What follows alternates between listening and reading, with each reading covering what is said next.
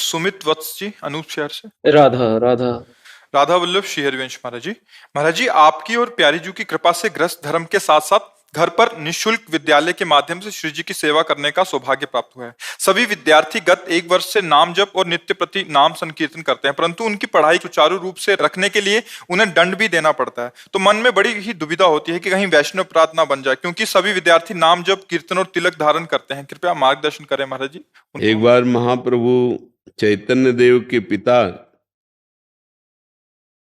महाप्रभु को डांटा और तो स्वप्न में एक महापुरुष प्रकट हुए और उनका तुम्हें पता है तुम्हारे पुत्र रूप में कौन है आप जिनको डांट रहे थे? बोले ना मुझे पता करना है ना सुनना है, जो भी है हमारे बेटे हैं, हमारे पुत्र बने हैं आकर, तो हम डांटा है, आगे आवश्यकता पड़ी तो चपत भी लगाएंगे, ये सौभाग्य देने के लिए वो पुत्र बने हैं। तो महापुरुष मुस्कुरा कर अंतर ध्यान हो गए। हम ये क्यों उदाहरण सुनाया कि वो शिष्य रूप में है, आवश्यकता पड़ी डांटेंगे, आवश्यकता पड़ी तो हम उनको दंड भी देंगे। अब जैसे ये सब है तो ऐसा नहीं कि इनसे प्रिय व्यवहार ही करते हो। कभी कभी किसी की वृत्ति को ठीक करने के लिए ना गुस्सा है ना द्वेष है, पर रूप बना लिया गुस्सा वाला और क्रोध का शब्द उच्चारण करते हुए, तो ठीक है फिर हम ऐसा ऐसा तुम्हें दंड विधान करते हैं। वो डर गए, उनकी वृत्ति सुधर गई, वो गलती नहीं करेंगे। आज तो नाराज हो गए और एक सेकंड के लिए भी हृदय में कोई जलन नहीं है, कोई द्वेष नहीं है, पर वो हमें नाटक करना है। अगर हमें गुरुपद में भगवान ने बैठाला है, ये शिष्य हैं, तो हमको इनके दोष दर्शन करने हैं, इनकी गलती क्या हो रही, इनकी त्रुटि क्या हो रही, क्योंकि इनकी उन्नति कैसे होगी। अब ये तो हमारे ऊपर समर्पित हो गए, तो हम इनके ऊपर समर्पित हैं कि इनकी कोई भी गलती इनको परास्त न कर पावे।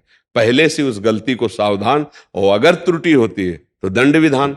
तो उसमें थोड़ी कि इनके अंदर भगवान है, ये वैष्णव है, ये तो आचार्य परंपरा से है, तो अब हमारे अंदर जो मंत्र है वही मंत्र इनके अंदर है, जो आचार्य के अंदर मंत्र है वही इनके अंदर मंत्र है।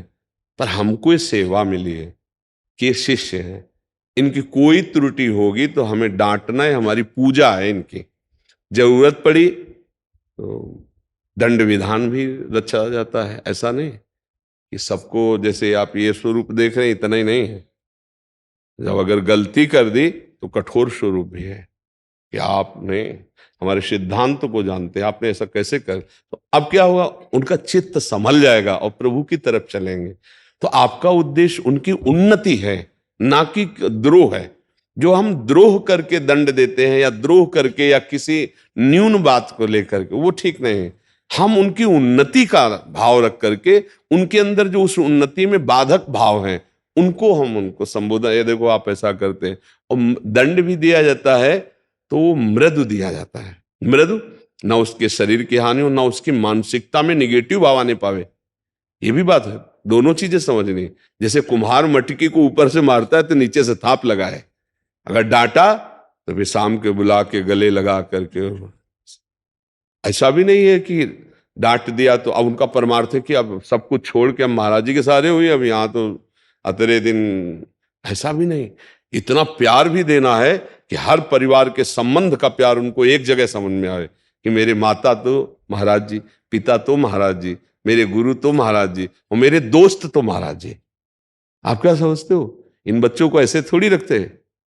इनको अच्छे अच्छे पदार्थ पवाकर पुष्ट भी करना है, पर इनके दोष रहने नहीं देने कि तुम खाओ और उद्दंडता करो। तो अब जैसे जो है, कभी उद्दंडता, निगेटिव भाव नहीं आने चाहिए। तो जैसे विद्यार्थी है, उसको ये भाव अंदर से इतना दुलार कि गुरु जी हमें बहुत दुलार करते हैं, पर अगर हम गलती करेंगे तो पीट भी देंगे। वो हमारे लिए अपराध नहीं है, वो हमारी सेवा है।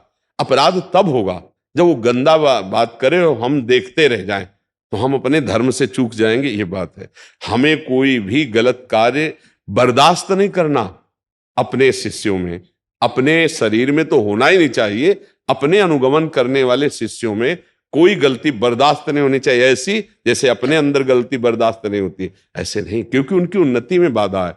तो वो अब जैसे कुछ स्कूल के जो अब बच्चा बहुत छोटा है, अब हरी डंडी बांस की, अब वो कोई क्रिमिनल थोड़ी है, विद्यार्थी है, खेल की अवस्था है, ये आसुरी प्रवृत्ति है, ये दंड नहीं है।